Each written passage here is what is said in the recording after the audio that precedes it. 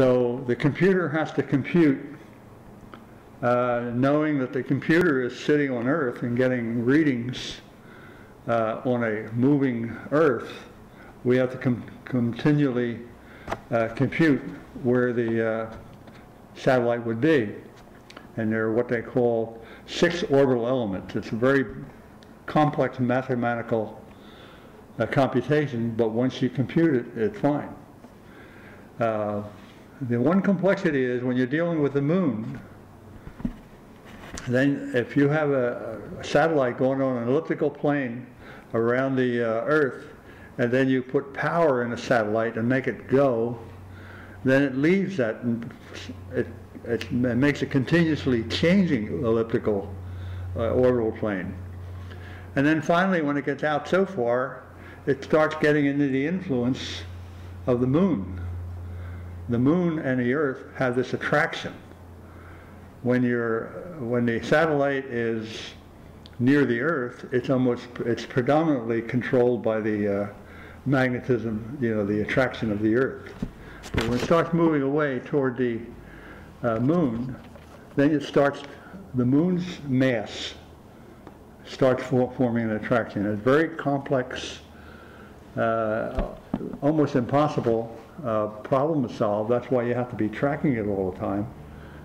And they can continually send controls to the satellite so that it won't hit the moon. It'll go just miss it, and then the mass of the Earth will attract it, and it'll actually go around the moon because the moon is trying to pull it in. But then it escapes from the moon and starts heading back toward the Earth, and then it comes under the Earth's influence. So this is an article that I prepared here,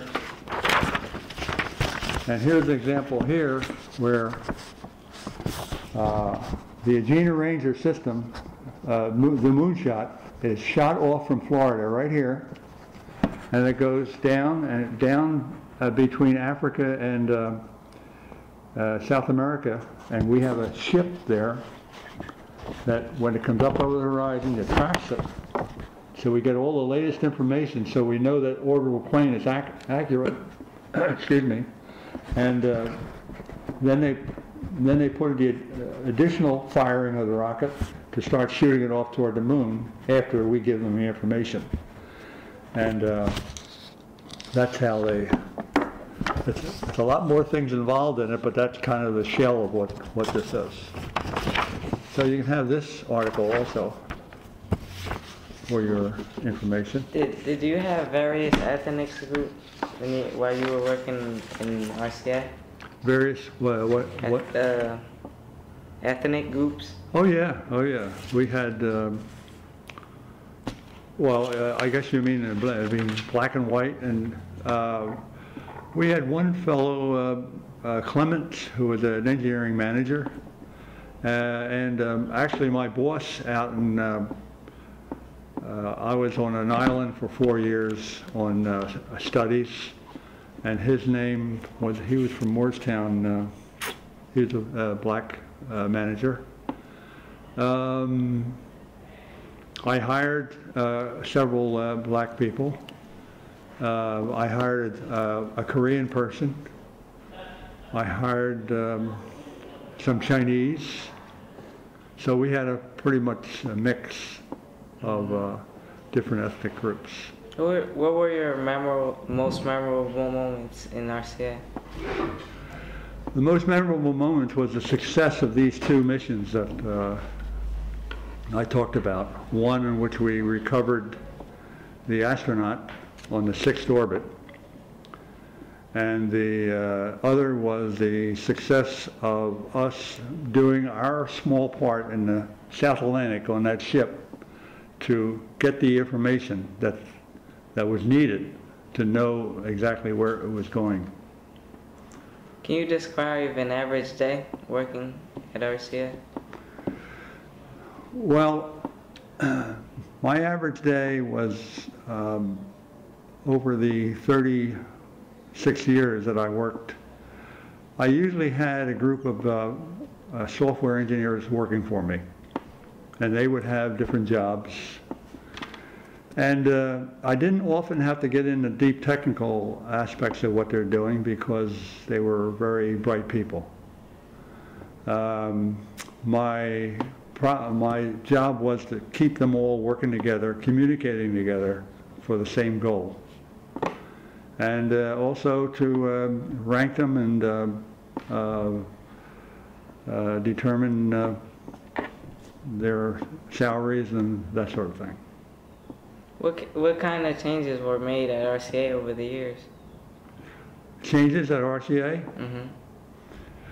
Well, some big changes. That leads into another little subject. When I was hired there, we were interested in things like rescue of air-down pilots. We're interested in the country was interested in developing rockets to shoot off. At that time, we never were able to launch a rocket that could go around the Earth. So we were involved in all those kind of systems, which we could start doing that, and that was considered, I think, military. These two things that I talked about, the astronaut and the ranger, were NASA jobs, what they call National Aeronautics Space Administration, and it was considered a civilian and a peaceful type thing. But we also had a responsibility for military systems. So it was, I guess, everything was going fine until, I guess it was 1957. We were at an office party in a hall, a school hall, and we were having a good time, dancing and music, and then the announcement came that Russia had just launched a satellite.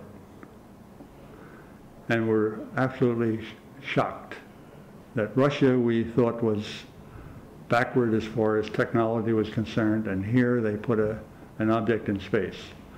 That was in the fall of 1957. Everything changed after that. The United States government were in shock also. They didn't know that this was happening, would happen. And here we were, the greatest technology country that ever existed, and a country like Russia, which did not have, we didn't think, that technology, had some enough to make this big publicity type thing of putting an object in space. So everything changed, and things that we were studying before, the government says, let's go ahead and build them. And from 1957 until about 1960, we were advancing as quickly as we could in those areas. Around 1960, I got involved in the ship programs like this, with a ship like this. And we would go downrange, like to Ascension Island, which is in this middle of the South Atlantic. And